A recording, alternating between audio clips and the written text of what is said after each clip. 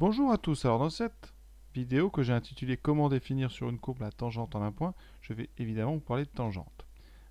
Alors l'idée, c'est de voir qu'est-ce qu'on va apprendre en première de mieux que ce qu'on sait déjà sur les fonctions. Qu'est-ce qu'on sait faire en seconde? Et on sait tout simplement calculer des images, placer des points. Et de temps en temps, on sait, dans le cas par exemple des fonctions du second degré, si la courbe monte, si la courbe descend. Dans la plupart des cas, on ne sait que placer des points et relier de façon la plus harmonieuse possible. Eh bien, on va essayer de faire beaucoup mieux, évidemment. Vous avez compris, on va réussir. Alors, regardons la fonction d'expression x cube moins 20x moins 4. Alors, évidemment, avec les procédés technologiques dont on dispose à l'heure actuelle, on peut tracer les courbes en moins d'une seconde. C'est ce qu'on va faire de avec GeoGebra.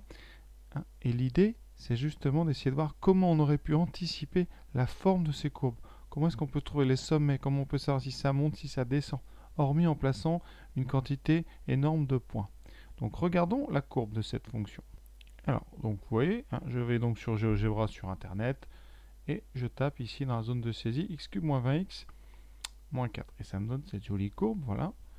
Vous voyez ici, il y a deux sommets, un ici et un ici. Alors comment est-ce qu'on peut à l'avance, bien savoir où sont les sommets? Alors tout d'abord, on va déjà faire un petit gros plan sur les sommets, un petit peu regarder à quoi ressemble la courbe quand on est, comment repérer le sommet. Qu'est-ce qui se passe quand on est tout près justement de cet endroit? Donc on va faire des zooms successifs avec GeoGebra. Alors l'avantage avec GeoGebra, c'est qu'avec la molette de la souris, si vous mettez la croix à un endroit et vous allez donc, vous faites tourner cette molette, vous faites un zoom, voilà, assez rapidement. Et on va essayer de trouver justement le sommet, c'est-à-dire l'endroit le plus haut de cette partie de la courbe.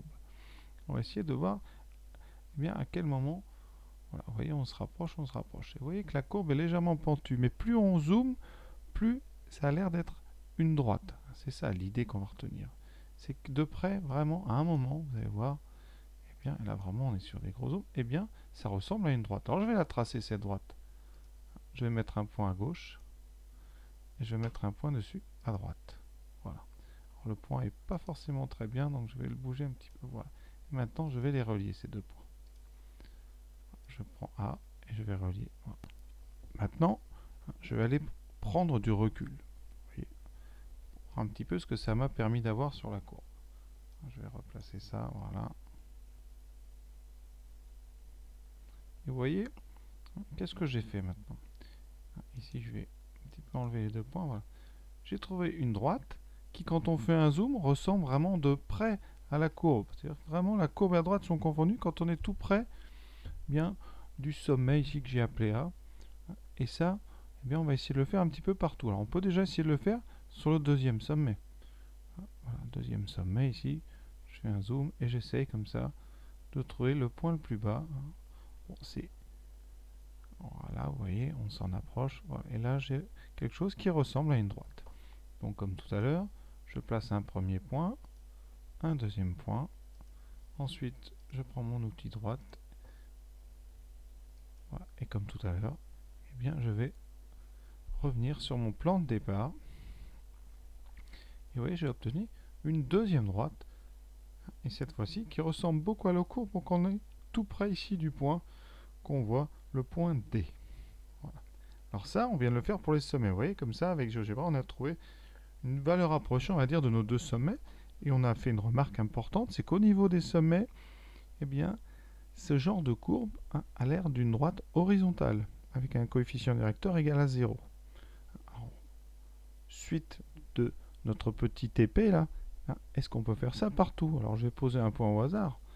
Ici, par exemple, posons un point à cet endroit. Et maintenant, je vais zoomer autour de ce point. La question, c'est est-ce qu'en zoomant, eh bien, on va obtenir encore une droite? Et quelle est cette droite? Alors, comme on a déjà fait, je me place sur le point, je tourne ma molette et progressivement, eh bien, je zoome. Voilà. Je vais m'arrêter jusqu'à temps que j'ai l'impression, en fait, que plus rien ne se passe. Vous voyez, ici, plus je zoome, la droite ne change pas. On va donc eh bien, la tracer, cette droite.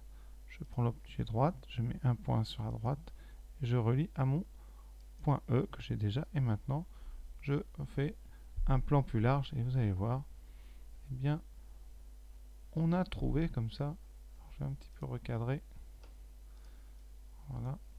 Vous voyez, Alors je vais mettre des couleurs, on va mettre la courbe verte en couleur, donc je mets propriété, ici couleur, je vais mettre du rouge qu'on la voit bien, voilà.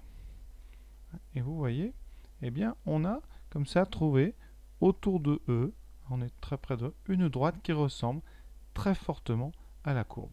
Ça veut dire qu'à chaque endroit en fait de cette courbe ici, eh bien on sent bien qu'on peut faire exactement la même chose, c'est-à-dire trouver une droite qui ressemble à la courbe. Voilà.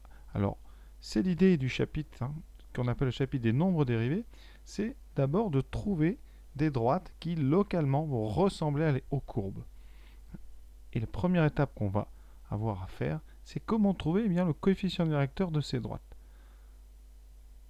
Et l'idée vraiment que vous devez retenir de cette vidéo, la seule idée, c'est que sur des courbes comme ça, très régulières, que sont les polynômes, eh bien, vous pouvez aller à n'importe quel endroit de la courbe, faire un zoom, et à un moment, vous aurez face à vous quasiment une droite. Une droite dont on va essayer de trouver le coefficient directeur. Et à travers l'étude de ces coefficients directeurs, on va fonder toute une théorie qui s'appelle la théorie des nombres dérivés et des fonctions dérivées, qui va nous permettre, eh bien, par des calculs, d'anticiper la forme des courbes, c'est-à-dire la croissance, la décroissance, et de trouver les sommets avant même de les tracer. Et c'est ça l'intérêt, c'est de faire ça avant de tracer. Et on va le faire au départ sur la fonction x carré, parce que celle-là on la connaît très bien, et les calculs, vous allez voir, sont très faciles. Donc je la trace. Et on va, dans la vidéo suivante, s'intéresser justement à trouver ces droites qui ressemblent à la courbe. Ces droites-là, on va les appeler des tangentes. Donc la première chose qu'on fait quasiment tous en première, quelle que soit la série, c'est de regarder la fonction carré et de la regarder vraiment au point d'abscisse 1 et de faire un zoom. Et on va regarder. Est-ce que sur ce point, on a vraiment une courbe qui ressemble à une droite? Vous allez voir, ça va très vite. Voilà. Et vous l'avez, votre droite, elle est là. Donc je vais la tracer. Voilà, ici. Donc je prends l'objet droite. Je place un point sur cette droite. Vous voyez. Je vais changer la droite de couleur. Je vais la mettre en vert, comme ça vous la verrez quand je vais reculer. Voilà. Et là, et l'idée, ça va être de comment est-ce qu'on peut bien, trouver facilement le coefficient directeur de cette droite. Et bien, si vous remarquez comme ça vraiment très vite, en la regardant ici, combien vaut le coefficient directeur? Vous avancez ici d'une unité et vous montez de 2 unités. Donc le coefficient directeur de cette droite, ça a tout l'air d'être 2. Voilà, première chose que vous avez dû faire. Calcul suivant qu'on va faire rapidement, on va regarder maintenant à cet endroit-là. Et on va faire une deuxième tangente, c'est-à-dire qu'on va tracer la droite qui ressemble à la courbe quand on est très près du point C. Et ça, vraiment, vous voyez, avec GeoGebra, c'est très, très visuel. Donc voilà, je l'ai à peu près, ma droite, vous voyez. Alors, je vais un petit peu recadrer parce que là, je me suis laissé un petit peu déporter. Voilà, je place donc un deuxième point, je relie. Voilà, je mets un petit peu de couleur. Ici, on va mettre du bleu. Et maintenant, eh bien, je recule. Et on va juste regarder le coefficient directeur de ça. Déjà, vous voyez, première remarque, évidemment, elle est plus pentue que celle qu'on avait tracée précédemment. Oui. Quel est le coefficient de cette droite bleue?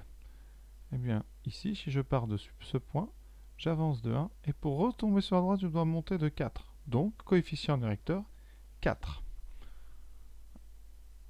On peut continuer, on en fait une troisième, on est là pour ça, donc maintenant, je vais un petit peu changer mon repère ici, pour pouvoir faire le calcul en 3. Donc en 3, je vais placer le point, donc il est en 3 et le carré de 3 c'est 9, donc c'est le point qui est ici, voilà, qui s'appelle le point E.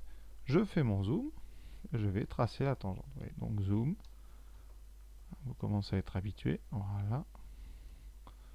Je prends l'outil droite, je place un point, je relie, je choisis une couleur pour y voir clair, je vais mettre cette fois-ci du orange et je recule.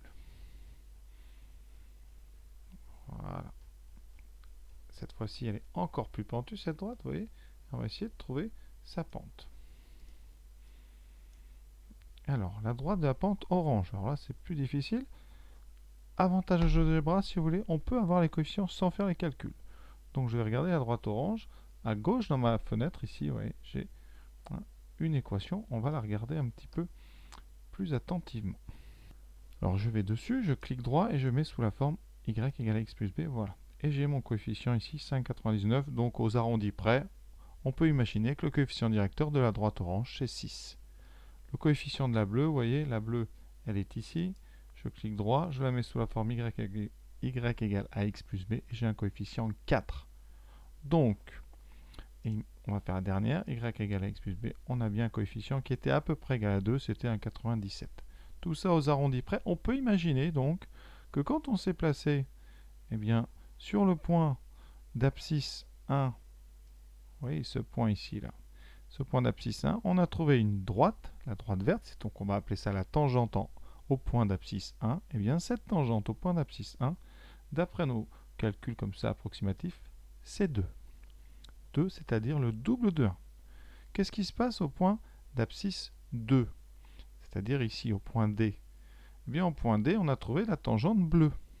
Et la tangente bleue, elle a un coefficient qui est 4. 4, c'est le double de 2. Ça veut dire qu'ici, au point d'abscisse 2, la tangente, c'est-à-dire la droite qui ressemble à la courbe, a un coefficient directeur qui est le double de 2, c'est-à-dire 4. Alors je dis le double parce que on a remarqué qu'au niveau du point 3, eh bien, il y avait exactement la même remarque. C'est-à-dire au niveau du point d'abscisse 3, c'est mon point ici, le point F, eh bien, votre tangente orange a un coefficient qui est 6. Donc, la question qu'on va se poser dans la prochaine vidéo, et on va commencer à rentrer dans les calculs, c'est comment vérifier que pour n'importe quel point de la courbe du carré, eh bien, le coefficient directeur de la tangente, de la droite qui ressemble à la courbe, a pour coefficient directeur le double de l'abscisse. Pour tracer la tangente, eh bien, vous prenez une règle sur une feuille et vous la faites glisser. Alors moi, je vais la faire glisser comme ça, vous voyez.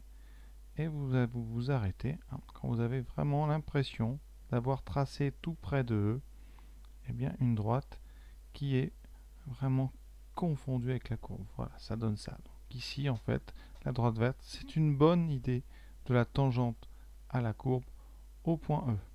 Voilà. Et ce qu'on démontrera, c'est comme le point E a une abscisse de 2,5, eh bien pour la fonction carré, le coefficient de la tangente en 2,5, eh bien ça sera le double de 2,5, ça sera 5. Ça sera le prochain objet de notre vidéo sur ce qu'on appelle le nombre dérivé. Donc prochaine vidéo, et là vraiment je vous invite à la voir, c'est la définition de ce qu'on appelle le nombre dérivé et comment trouver mathématiquement ces nombres dérivés, c'est-à-dire comment trouver à l'aide de calculs les coefficients des tangentes qu'on peut comme ça obtenir de premier abord avec une règle en traçant une droite qui ressemble à peu près à la courbe. Voilà. À très bientôt.